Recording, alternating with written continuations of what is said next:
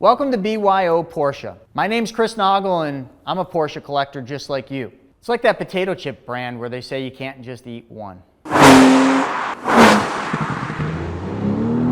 That's kind of what Porsches are to me. You can't just have one.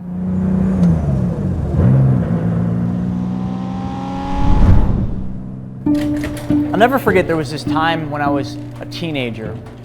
One of my friends, her father had a Porsche and I'd always see it in the garage when I was over there. And one day I just said to her, I said, "Hey, do you think your dad would take me for a ride?"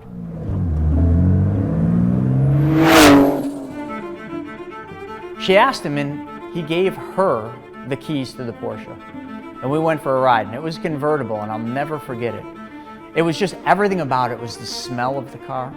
It was the way it felt. They had the top down and just the air running through your hair. But the one thing that I'll never forget about that first ride in a Porsche was the sound.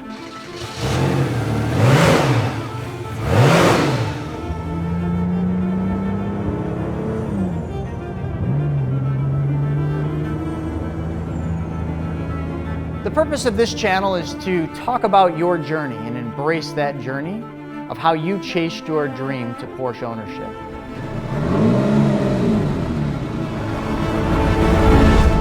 Oh, so you want to talk about the Widowmaker.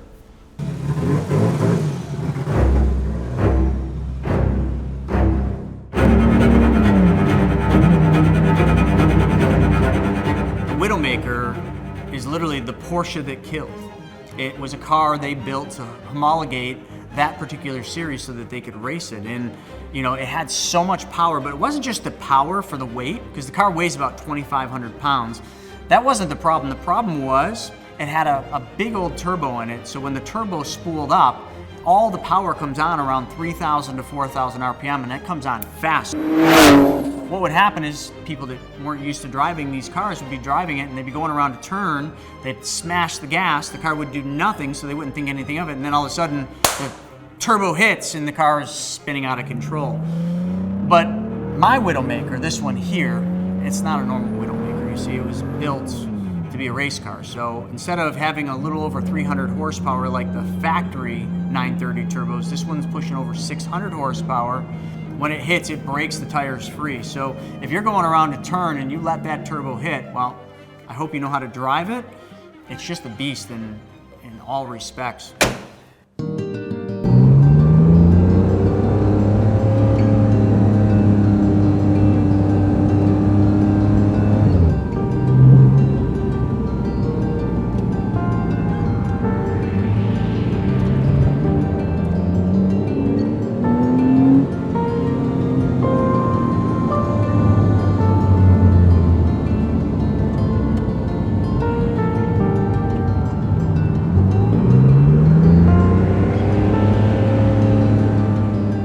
So now we're in a 2015 Porsche 911 Turbo S.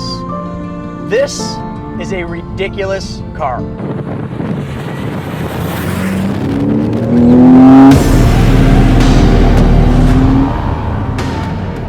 So this car runs in at about 560 horsepower, but it doesn't weigh a lot. So it weighs more than some of my other ones like my 930 Turbo, but the power to weight ratio with 560 horsepower is ridiculous, and I'll show that to you in a second. The best part about driving this car is you can just drive it as a normal car. You can take the sport off. It's got 7 gears. It just cruises around. It's a bit of a stiff ride, but it should be. It's a supercar. It's not meant to just putz around and be like, "Oh, look at me in my Porsche." No, no, no. This car is meant to go fast, and it likes to go fast.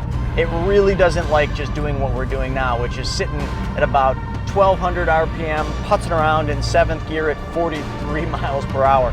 This car is far more at home when you put it in sport. It gives it ability to rev it down. Now we only got 5 gears to work with, and it becomes an absolute rocket ship.